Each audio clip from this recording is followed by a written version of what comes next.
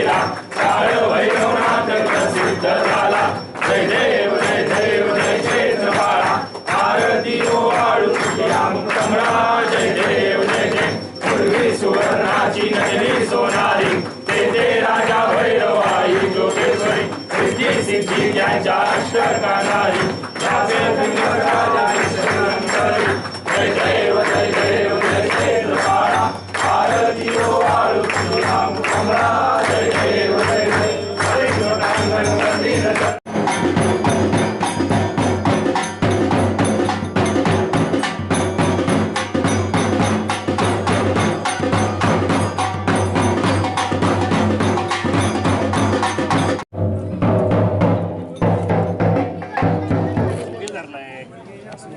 हरिनारायण मंदिर थांब थांब नाडी काढ नाडी तू सोड खाली राजेश पंडित खाली बस की तू खाली बस खाली बस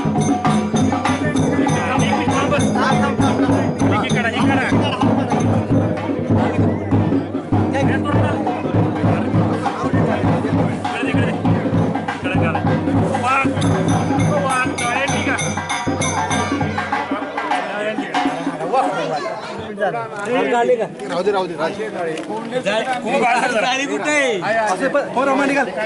उद्या कोण पुजारी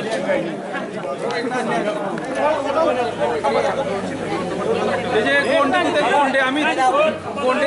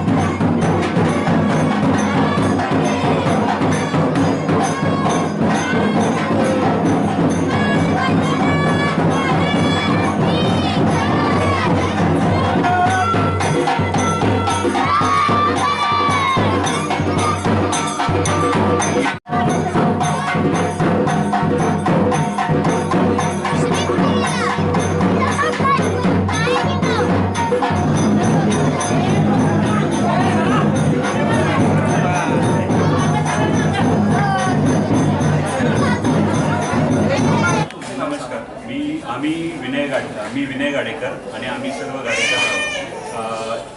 आम्ही राहणार 893 शनिवारपेठ सातारा. सालाबादप्रमाणे आमचे जे पूर्वज होते हे पूर्वी जे भैरवाचं मूळ स्थान सोनारी या ठिकाणी दरवर्षी अभिषेकाला जायचे. मग दरवर्षी अशीच प्रथा चालू होती आणि मग काही वर्षांनी ते जसे वयस्कर झाले तर त्यांना जाणं शक्य नव्हतं.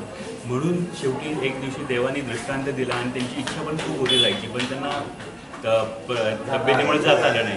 म्हणून मग त्यांना देवानी दृष्टांत दिला आणि सांगितलं की जिथं आपलं आत्ता हे मंदिर आहे तर ह्या इथं तुम्ही म्हणजे माझी तुला मूर्ती स्थापन कर आणि इथं मंदिर बांध. असं मंदिर मग इथं मंदिर बांधलं आणि मग दरवर्षीप्रमाणे इथं मंदिर बांधून मग जत्रा वगैरे चालू झाली. त्या जत्रा चालू व्हायच्या पूर्वी आधी आमच्याकडनं अभिषेक होतो आणि मग करंजे गावची जत्रा चालू होती. छबिना आणि बाकीचे कार्यक्रम पार पडतात.